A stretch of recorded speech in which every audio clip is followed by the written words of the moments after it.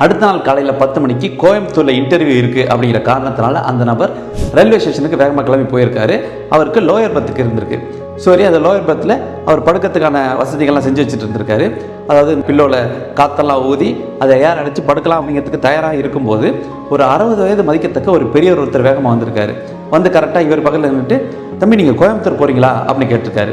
இவருக்கு பெரியவங்க அப்படின்னாலே வளவலன்னு பேசிகிட்டே இருப்பாங்க. அதனால் அவங்ககிட்ட என்னென்னு வச்சுக்கணும் அப்படிங்கிற மாதிரியான எண்ணம் கொண்ட இந்த நபர். அதனால் அவர்கிட்ட ஆமாம் அப்படிங்கிற மாதிரி ஷார்ட்டாக சொல்லி முடிச்சிட்டாரு. இந்த பெரியவர் கேட்டிருக்காரு, தம்பி எனக்கு சுகர் கம்ப்ளைண்ட் இருக்குது, நைட் எப்படியும் ஒரு 2-3 தடவையாவது நான் பாத்ரூம் போக வேண்டியது வரும், அதனால் இந்த லோயர் பர்த் எனக்கு கொடுத்துட்டியாப்பா, இந்த அப்பர் பர்த்தை நீங்கள் எடுத்துக்கிறீங்களா அப்படின்னு இவர் ரிக்வஸ்ட் பண்ணி கேட்டிருக்காரு.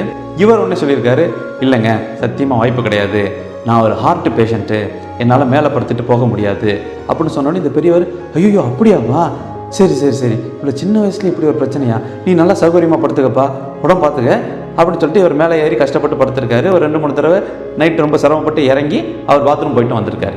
அடுத்த நாள் இந்த நபர் அந்த பெரிய கம்பெனியில் இன்டர்வியூ போயிருக்காரு. அது சீஃப் இன்ஜினியர் அப்படிங்கிற ஒரு பெரிய வேலைக்கான இன்டர்வியூ நடந்துட்டு இருந்துச்சு. இவர் எல்லா கட்டத்துலையுமே நல்லா பர்ஃபார்ம் பண்ணியிருக்காரு.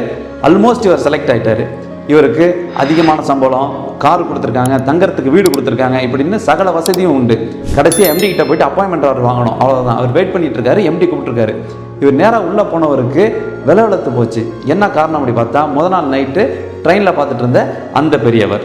அவரை பார்த்தோன்னே இந்த பெரியவர் சொல்லியிருக்காரு, தம்பி உட்காருங்க, உங்களை நான் மறுபடியும் சந்திப்பேன், நான் எதிர்பார்க்கவே இல்லை, எங்களோட டீம் எல்லாம் சேர்ந்து உங்களை தான் செலக்ட் பண்ணியிருக்காங்கிறது இப்போ தான் எனக்கு தெரியுது. இந்த கம்பெனியில் கிட்டத்தட்ட 1000 பேருக்கு மேலே வேலை பார்க்குறாங்க, 3 ஷிஃப்ட்டும் கண்டினியூஸாக இயங்கிக்கிட்டே இருக்கும், பல கோடி ரூபா மதிப்புள்ள மிஷின்லாம் இருக்குது, ரொம்ப ஹீட்டான இடத்துல வேலை செய்யணும், நீங்களோ இதய நோயாளி, நீங்கள் இங்கே வேலை பார்த்தீங்க அப்படின்னா வேலை ஆளையே கொண்டுடுப்பா, அதனால் இந்த மாதிரி வேலை உங்களுக்கு கண்டிப்பாக வேண்டாம், நீங்கள் உட்காந்துட்டு பார்க்குற மாதிரியான ஒரு ஈஸியான வேலைகள் எது இருந்துச்சு அப்படின்னா அதில் போய் பாருங்கப்பா, இது உங்களுக்கு வேண்டாம், நானே சொல்லிடுறேன், நீங்கள் பத்திரமா போயிட்டு வாங்க, உடம்ப பார்த்துங்க தம்பி அப்படின்னு ரொம்ப கன்சர்னோட சொல்லி அனுப்பியிருக்காரு. இவர் திருடனுக்கு தேள் கொட்டின மாதிரி அமைதியாக தளர்ச்சியோடு அந்த இடத்துலேருந்து வெளில போயிருக்காரு. ஆகா நம்ம தப்பு பண்ணிட்டோமேன்னு அப்போ நினச்சி வருந்துக்கிட்டே வெளியில் போயிருக்காரு.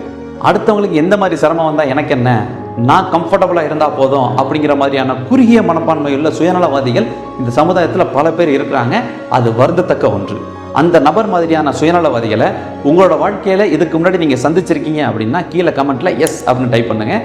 இது வரைக்கும் அது போன்ற நபர்கள் நீங்கள் சந்திக்கவே இல்லை அப்படின்னா மிக்க மகிழ்ச்சி.